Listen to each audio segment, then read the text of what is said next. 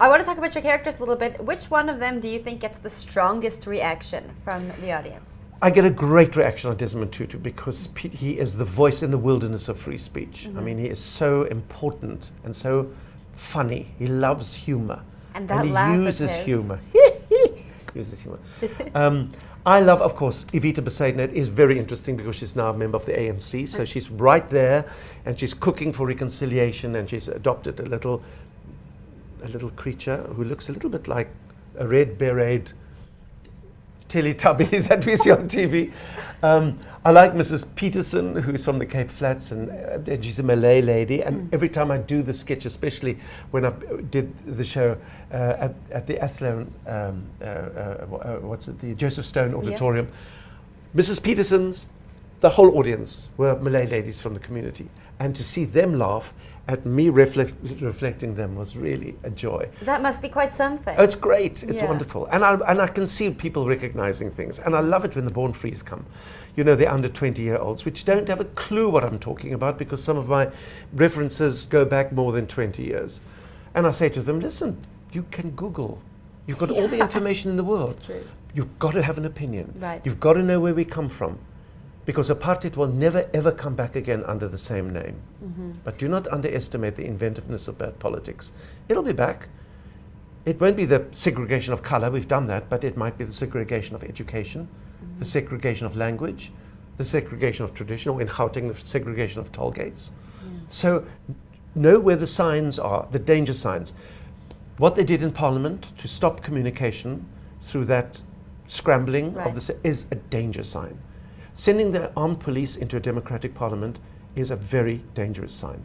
Keep your eye on these buggers. Don't let them get away with it, because before we know it, we'll be back where we were. And I was there, and I don't wish it on anybody. Tell me about the reaction you get from the Born Frees when they come to see you and they hear about this history that they really didn't grow up in. I know they have Google and everything, but what's their take on it? How do they react with you? Well, I go to schools. I do a lot of traveling around. I take a show to schools. It used to start at 22 about AIDS, because then there was no solution. And Thabo Mbeki pushed us off the rails there.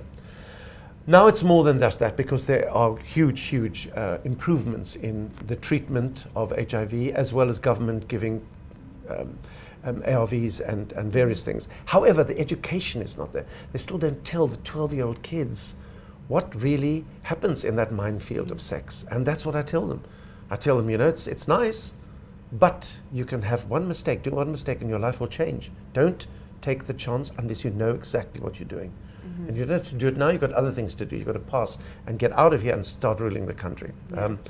And they are delighted. First of all, they can't believe that I'm not 42, which I'm not. I'm 70 this year, so I mean, it's not 42. I don't believe that. You've got to believe it, honey. I mean, that's, oh my goodness. You know. Well, you look great. Thank you. You sound great. It's been using baby oil to take Evita's makeup off for the last 40 years. You know, that keeps one relatively okay.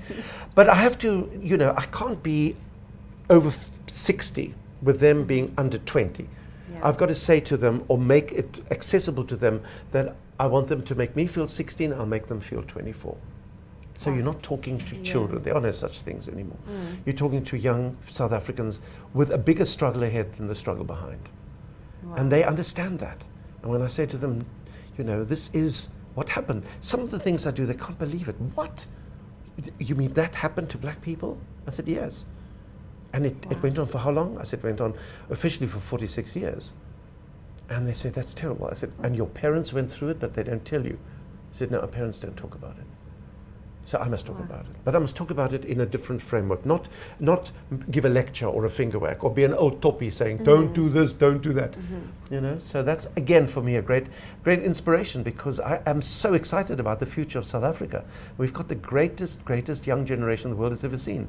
But we must keep them alive tonight and tomorrow night when they go to parties. Kids don't look like school kids when they go away on a weekend and have a nice time. Yeah. So it's when a nice time happens that all those dangerous areas occur.